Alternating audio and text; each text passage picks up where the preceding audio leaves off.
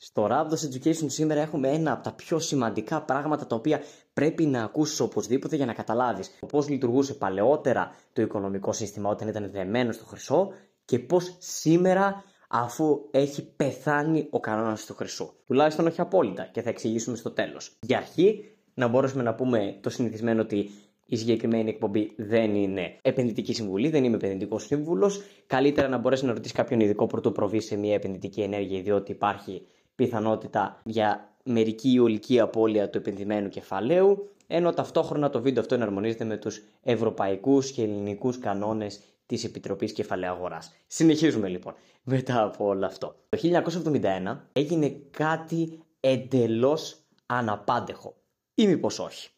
Εδώ θα δούμε πως η παντοκρατορία της Αμερικής τη δεκαετία του 70 δεν απειλήθηκε από το Ανατολικό Μπλοκ, αλλά εκ των έσω από την ίδια τη Δυτική Συμμαχία, η οποία έφερε σε αυτό το οποίο λέμε σήμερα την αποσύνδεση του χρυσού από το δολάριο. Γιατί είναι σημαντικό φυσικά να μπορέσει να υπάρχει μια τέτοια σύνδεση του χρήματος με ένα μέταλλο? Προφανώς για να μπορέσει να σημαίνει κάτι. Ναι, μεν ο χρυσός δεν έχει εγγενή αξία, όπως εξηγήσαμε και στο προηγούμενο βίντεο το οποίο κάναμε για τον Άνταμ Σμιθ και τον πλούτο των εθνών. Ένα εξαιρετικό βίντεο που μπορείς να πας να το κοιτάξεις μετά από αυτό. Αλλά είναι ο τρόπος με τον οποίο ουσιαστικά σημαίνει κάτι στο τέλος της ημέρας στο νόμισμα. Γιατί αν δεν σημαίνει τίποτε, υπάρχουν πολλά προβλήματα τα οποία θα αναλύσουμε σε άλλο βίντεο.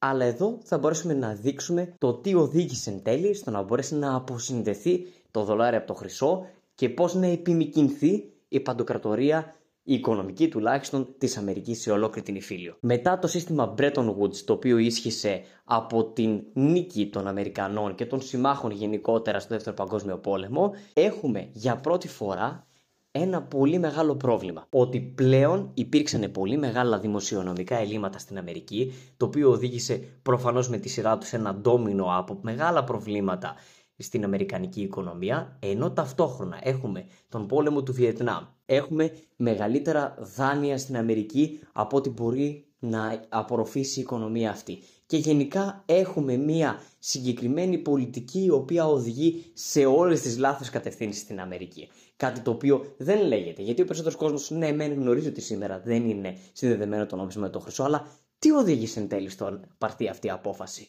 Και σύμφερε την Αμερική? Ή μήπως δεν τη σύμφερε? Μήπως ήταν μια κίνηση απελπισίας εξαιτίας της προδοσίας των δυτικών της συμμάχων? Ας δούμε λοιπόν λεπτομερέστερα τα γεγονότα. Από τη στιγμή που ξεκίνησε όλο αυτό το σύστημα να ξοπέφτει σιγά σιγά και να δημιουργούνται προβλήματα σε όσους χρησιμοποιούσαν επιστά το δολάριο, κυρίως στην Ευρωπαϊκή Συμμαχία, η Γερμανία και η Γαλλία, οι Φραντζέζοι δηλαδή, όπου βάλε Γαλλία, Φραντζέζοι από δίπλα, βλέπανε όλη αυτή την κατάσταση ως μία, όχι ακριβώς ευκαιρία, αλλά να μπορέσουν να διασωθούν από το ενδεχόμενο οικονομικό κίνδυνο τον οποίο βάδιζε η Αμερική. Γιατί πλέον είχε ξεκινήσει όντως να φτάνει στα όρια του αποθέματος του χρυσού της η Αμερική. Οπότε τι κάνανε συγκεκριμένοι? Κλείνανε πάρα πολλά deals με δολάριο και γενικότερα κρατούσαν αρκετά δολάρια, μιας και ο χρυσός ισούται με το δολάριο μετά το Bretton Woods System, όχι με κάποιο άλλο, και όλα τα υπόλοιπα νομίσματα έχουν την ισοτιμία τους στο δολάριο. Οπότε μαζεύανε τα συγκεκριμένα χρήματα και απλά κάποια στιγμή ξεκίνησαν να αγοράζουν και να απαιτούν χρυσό από τις ΗΠΑ.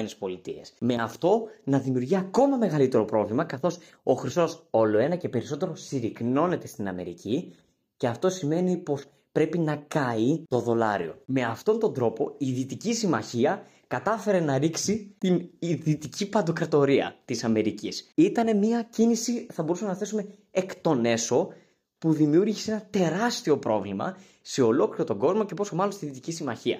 Ήταν στην κυριολεξία, μπορούμε να το πούμε, μια κάπως σαν προδοσία για να μπορέσουν να ενισχυθούν και να ισχυροποιηθούν οι ευρωπαϊκές οικονομίες στα πλαίσια φυσικά της Γερμανίας και της Γαλλίας. Μέσα σε ολάκερη αυτή την κρίση βρέθηκε ο Νίξον, ο οποίος με το επιτελείο του κατάφερε να κάνει μια πολύ συγκεκριμένη κίνηση και έτσι εντελώς ξαφνικά αποσυνδέει τον κανόνα του χρυσού από το δολάριο.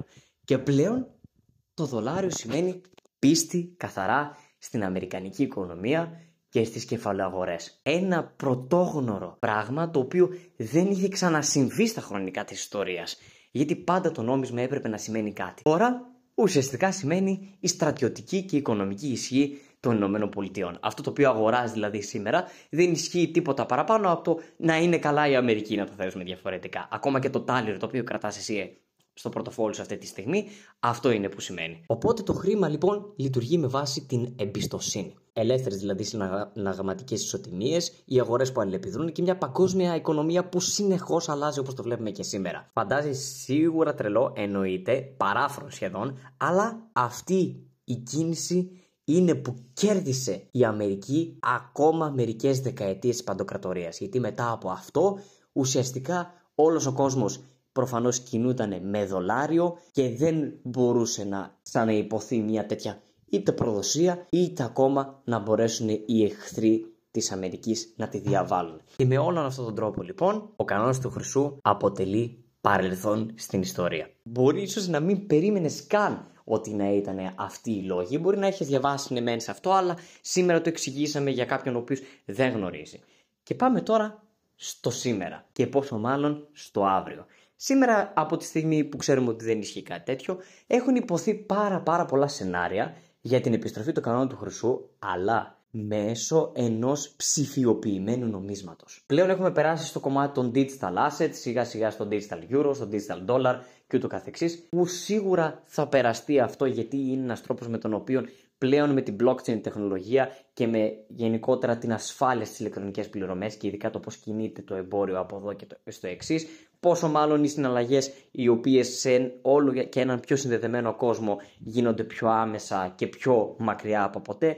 Είναι θέμα προόδου και εξέλιξη δηλαδή και θέμα χρόνου θα μπορούσε να πει κανείς το να μπορέσουμε να προχωρήσουμε σε ψηφιακά νομίσματα. Και πιθανότατα να πάμε σε μια ακόμα μεγαλύτερη επαναστατική μέθοδο να φύγει ακόμα και το πραγματικό χρήμα το οποίο υπάρχει. Αυτό κι αν είναι κάτι το οποίο είναι πρωτόγνωρο και πρωτοφανές στην ανθρώπινη ιστορία. Αλλά εδώ πέρα τώρα ξεκινάνε και δημιουργούνται μερικά ερωτήματα για το αν θα μπορέσει να επαναφερθεί ο κανόνας του χρυσού και να συνδεθεί είτε με το δολάριο είτε με το ευρώ, αλλά ψηφιακά. Και εκεί είναι που έρχεται η μεγάλη πρόκληση. Θα επανέλθει ο κανόνας του χρυσού στα ψηφιακά νομίσματα ή μήπως θα αποτελούν στην κυριολεξία μηδενικά μπροστά από μια οθόνη. Αυτό μένει να το δούμε φυσικά στο μέλλον και έχει ο Θεός μέχρι τότε. Οπότε αυτό ήταν το βίντεο για σήμερα. Ελπίζω να σου άρεσε. Ενώ έχω να σου δώσω και ένα πολύ ωραίο δωράκι. Ενώ ταυτόχρονα να σου υπενθυμίσω, όπως και στα προηγούμενα βίντεο, ότι υπάρχει ένα καταπληκτικό ebook για το πώς λειτουργεί το χρηματιστήριο που έχει φτιάξει η γραφική ομάδα της Χρυσής Ράβδου και μπορείς να το αποκτήσεις με δύο τρόπους. Ο πρώτος είναι να μπορέσεις να το πληρώσεις μέσω του link της Gumroad, θα το βρεις κάτω στην περιγραφή. Κοστίζει μόνο ένα τάλιρο. Αλλά υπάρχει ένας τρόπος με τον οποίο όχι απλά το πάρεις δωρεάν, αλλά θα πάρεις και χρήμα κιόλας. Και αυτό συμπεριλαμβάνεται στο δωράκι το οποίο σου έλεγα πιο πριν. Μέσω της Trading 212, που είναι μια αξιόπιστη, απίστευτα αξιόπιστη συγκεκριμένα χρηματιστηριακή πλατφόρμα, από εκεί επενδύει και Ράβδος να ξέρεις, μπορείς με το affiliate link το οποίο θα βρεις κάτω να πάρεις μια τζάμπα μετοχή εφόσον κάνεις τα βήματα τα οποία γράφονται στο γραφιστικό που παίζει αυτή τη στιγμή μπροστά σου και ταυτόχρονα πάρεις μια τζάμπα μετοχή από 8 έως 100 ευρώ. Και μετά αυτά μπορείς είτε να τα ρευστοποιήσεις και μετά από λίγες μέρες να τα πάρεις στον τραπεζικό σου λογαριασμό, είτε να μπορείς να ξεκινήσεις δειλά-δειλά να επενδύεις. Και τα 10 ευρώ τα οποία χρειάζεται να μπορέσεις να βάλεις σαν καταθετικό είναι και να μπορέσεις να επαληθευτεί ο λογαριασμός και μπορείς να τα βγάλεις την επόμενη ακριβώς στιγμή. Δεν σε περιορίζει κάτι σε αυτό.